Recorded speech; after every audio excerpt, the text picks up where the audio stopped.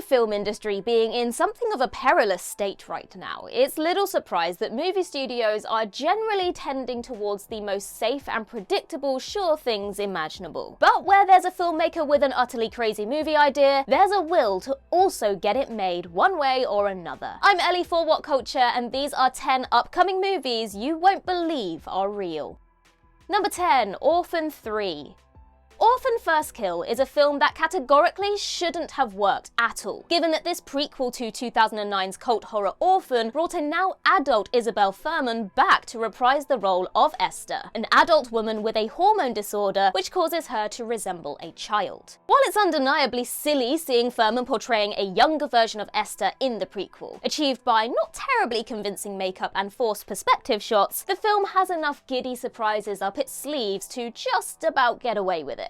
Despite First Kill seemingly stretching its internet credibility to snapping point, director William Brent Bell confirmed last December that a third film is officially in development, with Fuhrman once again set to reprise her role. Needless to say, with every passing year, it'll only seem more ridiculous for Fuhrman to play this part, especially given that Esther dies in the original Orphan, so the new film basically has to take place between First Kill and the original. We can only hope the end product is gloriously campy enough to make the ridiculous casting acceptable once again. Number 9. Killing Gawker. Hollywood has been trying to make a Hulk Hogan biopic happen for years at this point, with Chris Hemsworth signing on to play the WWE superstar back in 2019 when Joker filmmaker Todd Phillips was tapped to direct. But Phillips recently confirmed that the project was dead, just after it was announced that Ben Affleck and Matt Damon are developing Killing Gawker, a dramatization of Hogan's lawsuit against Gawker Media for posting portions of a sex tape featuring him online. Affleck and Damon will produce the film under their Artists Equity label, with Affleck reportedly planning to portray Hogan. And if this isn't already weird enough, the duo are said to be courting Good Will Hunting filmmaker Gus Van Sant to direct. With Oscar winner Charles Randolph penning the script, Affleck and Damon are clearly planning to give Hogan's lawsuit the prestige treatment. A ridiculous statement if ever there was one. And yet, Ben Affleck did make a surprisingly entertaining film about the genesis of a shoe, so he just might pull it off. All the same, Affleck as Hogan? Yeah, it's tough to picture. Number 8. Barbon Heimer. Barbon Heimer was arguably the word of 2023, given that the double bill of Greta Gerwig's Barbie and Christopher Nolan's Oppenheimer last summer was arguably the pop culture event of the entire year. As inexplicable as it seems, Hollywood is planning to cash in on the phenomenon, or to be more precise, B-movie producer Charles Band, best known for his Full Moon Productions label, which has released cult horror films such as Puppet Master, Trancers, and Subspecies. Last November, Band confirmed that he was developing a Barbenheimer film, revolving around scientist Dr. Bambi J. Barbenheimer, who lives in Dolltopia, and after discovering how horribly humans treat dolls in the real world, plots to build a nuclear bomb and wipe them out. Band has no illusions about his film being anything but an attempt to profit off the phenomenon, being produced as it is for less than $1 million. But given that there's still no sign of Barbenheimer's imminent release more than a year after Barbie and Oppenheimer themselves came out, it is tough not to feel like Band is stuck chasing yesterday's trend. Number 7. Y2K. So now that we're getting nostalgic period movies about the turn of the millennium, there's only one question to ask really.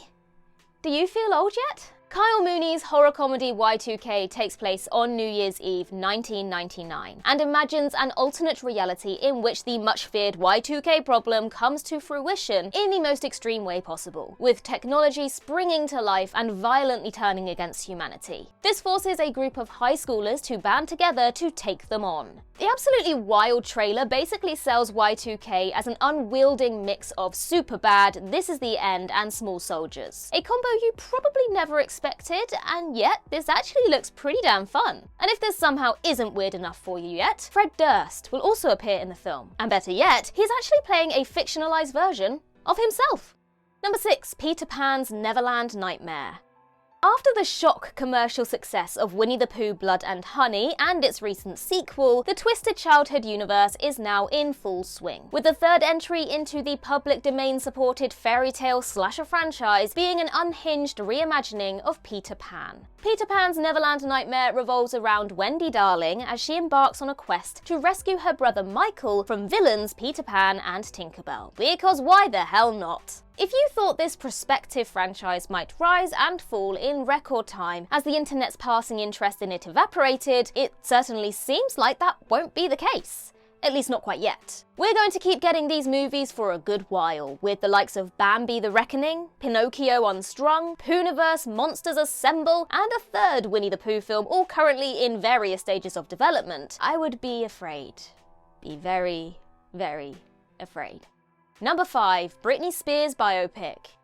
If Y2K's premise wasn't enough to make you feel ancient, this news will probably just about do it. A Britney Spears biopic is currently in development, based on the pop icon's best-selling memoir, The Woman in Me. While Spears' life story has previously been adapted into a junky Lifetime drama, Britney Ever After, this version will be a big-budget, studio-backed affair, with John M. Chu set to direct. As for who could play Britney? Well, Sydney Sweeney and Millie Bobby Brown are reportedly both being considered. Though there was always going to be a Britney biopic one day, doesn't it seem incredibly premature? After all, she's just 42 years of age. There's still so much of her life story left to be written. While Britney's fans might be encouraged to hear that Spears is herself involved with the project, the history of estate-sponsored musician biopics isn't exactly strong, given their tendency to omit unpleasant details and come off as fawning hagiographies. No matter how it turns out though, it's bizarre that we're getting a Britney movie when she's barely entered middle age.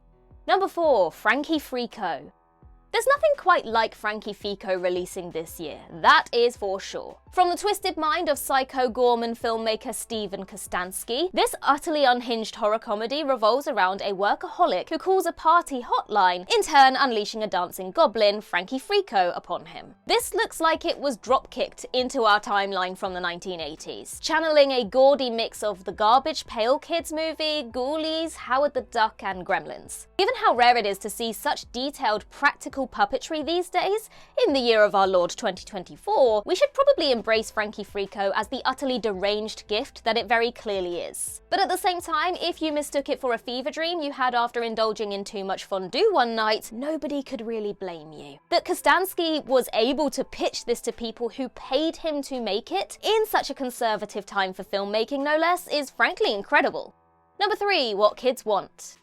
What Women Want is one of the most successful and iconic rom-coms of the 2000s. Enough that a loose gender-flipped remake, What Men Want, was released to more modest returns in 2019. And while that seemed to be the end of the matter, it's now set to become a trilogy of movies with the head-scratching recent announcement that What Kids Want is in development. This threequel will seemingly focus on parents being able to hear the thoughts of their children, a concept that feels at odds with the first 2 films in the series given their romantic leanings. Was anyone asking for this? Did anyone expect it to happen, and will it actually interest anyone who enjoyed the 2 previous films? The fact that the idea is even being entertained is just proof perfect that Hollywood will run even the most tenuous of franchises into the ground in the craven pursuit of money.